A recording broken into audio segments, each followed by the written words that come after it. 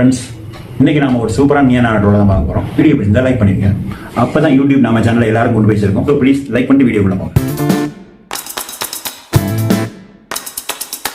முன்னாடிலாம் பாத்தீங்கன்னா நான் படிச்சேன், நீ படிச்சேன், நம்ம அவனுக்கு சொல்லுவோம், அவன் நமக்கு சொல்லுவாங்க. ஏன்னா எக்ஸாம்க்கு நோட்ஸ் அனுப்புறது, சொல்லி கொடுக்கறதுன்னு எல்லா ஹெல்ப்புமே பண்ணுவாங்க நம்ம அம்பி.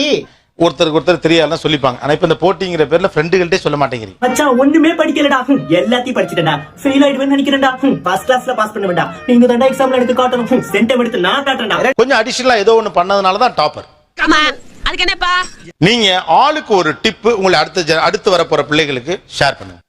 சொல்றேன், மக்களுக்காக சொல்றேன். எக்ஸாமுக்கு போறதுக்கு முன்னாடி எல்லாருமே நல்லா சிரிச்சிட்டு போவோம். ஒரு ரிலாக்ஸ் ஆயிட்டு போறது Relax நல்ல ஐடியா மாதிரி. ஸ்லீப் கண்ட்ரோல் பண்ண மாட்டேன். ஸ்லீப் கண்ட்ரோல் பண்ணா அந்த டைம்ல படிக்கிறது கண்டிப்பா மண்டையில ஏறாது.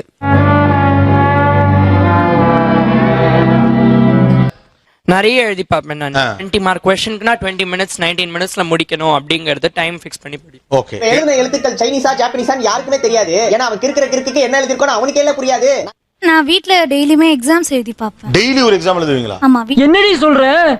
போன வருஷம் படிச்ச டாப்பர்ஸோட புக் கிடைச்சிச்சுன்னா அவனே இம்பார்ட்டன்ட்லாம் மார்க் பண்ணி வச்சிருப்பான். அதுல வந்து அவங்க முக்கியமானதை அண்டர்லைன் பண்ணிருக்காங்க. நாங்க இம்பார்ட்டன்ட் இம்பராஜ்னு கூப்பிடுவோம். ஏன்னா எக்ஸாம்க்கு வரக்கூடிய எல்லா இம்பார்ட்டன்ட் क्वेश्चंसையும் மார்க் பண்ணி வச்சிருப்பான். அது 5 மார்க்கா இருந்தாலும் சரி, 2 மார்க்கா இருந்தாலும் சரி. ஒரு क्वेश्चन பேங்க்ல இருந்து நான் ஒரு क्वेश्चन எடுத்து அதை நான் ஒரு மாடல் எக்ஸாமா நான் எழுதினாலும் இதெல்லாம் விட்டணும். எதெல்லாம் டஃபோ அது எல்லாத்தையும் எழுதணும் இல்லையா? நீங்க பேசுறத பார்த்தா அப்படியே உடம்புல நடுக்குதுங்கண்ணா. அஜித் விஜய் ஹில் ஸ்டேஷன் போய் டீ டிஃபன் சாப்பிட்டாங்க அப்படின்னு வெச்சுக்கோ. நான் தான் கவிதை பைத்துன்னு உனக்கு தெரியும்ல. இது நம்ம காலேஜ் டிராமாக்கு எழுதின கவிதைடா. இது என்னென்ன proteins? Arginine, valine, histidine, isoleucine, leucine, lysine, threonine, tryptophan. ஈஸியா இருக்குது. செம ஐடியா பாரு. இது நல்லா இருக்கு. அப்படியே போடு. அது டீச்சர்ஸ் நடத்துறப்போ என்ன நடத்துறாங்களோ அது என் ஸ்டைல்ல நான் எனக்கு நானே நடத்திப்பேன். சூப்பர் பா. ஃப்ளோ சார்ட் போட்டு படிப்பேன். ஃப்ளோ சார்ட்னா டைம் டேபிள், மைண்ட் மேப் மாதிரி. Mind mapping. அப்பா என்னடா பயங்கர டெக்னாலஜியா இருக்கு. அது German technology. What is that mind மேப்பிங்லாம்? அப்படின்னா ஆபரேஷனா? ஒரு டாபிக்னா ஒரு 5 பேஜ் இருக்குமா, அது ஒரு பக்கம் மைண்ட் மேப்லயே முடிக்கிற மாதிரி இருக்கும். இல்ல புரியல. அப்படி சுருக்கி அதை பிரசன்ட் பண்ணா எப்படி மார்க் கிடைக்கும்? நம்மளுக்கு ஞாபகம் இருக்கும், எழுதும்போது ஃபுல்லா எழுதிடுவோம். அப்பப்போ உண்மையெல்லாம் சொல்லுங்க. இந்த ஐடியா யார் கத்து கொடுத்தா? எங்க பயாலஜி மிஸ் கத்து. பரவாயில்லையே, இதெல்லாம் கார்பரேட்ல யூஸ் பண்ற விஷயம் மைண்ட் மேப்பிங்லாம். செய்க தரமான செய்க.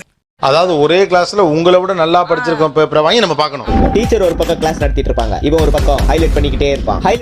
சொல்லுங்க சார், 6ல இருந்து 9 வரைக்கும் சீரியல் பாக்குறது, அது தவிர பொம்மலாட்ட சீரியல் போட்டாங்க, நான் பால் அப்புறம் தேடிக்கிறேன். நீ பொம்மலாட்ட பாப்பியா?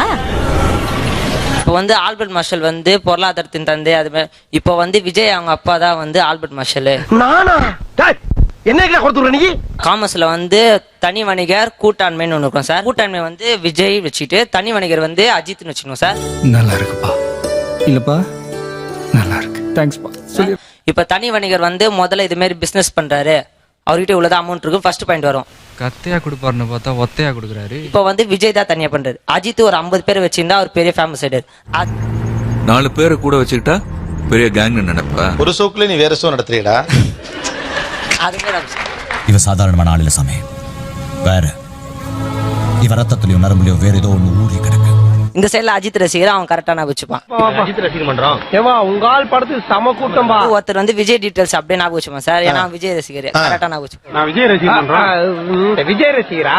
கவலையப்படாதப்பா, உங்க ஆள் படம் சூப்பர் டூப்பர் ஹிட் ஆக போகுது. இப்ப இந்த சைடுல வரதெல்லாம் இப்ப விஜய் என்ன பண்ணாரு கரெக்டா ஒருத்தன் சொல்லுவான் சார். அஜித் என்ன பண்ணாருன்னா அது கரெக்டா சொன்னா இப்ப எல்லாருக்குமே புரிஞ்சிடும். முடிஞ்சு. ஒண்ணு தலைன்னு வெய்யி, இல்ல தளபதினு வெய்யி. அது சின்ன பசங்கள, நீங்க உங்களுக்கு வாழ்க்கையோட தத்துவம் புரியல. ஆல்பர்ட் மார்ஷலுக்கு அடிச்சிங்களாடா ஃபார்முலா.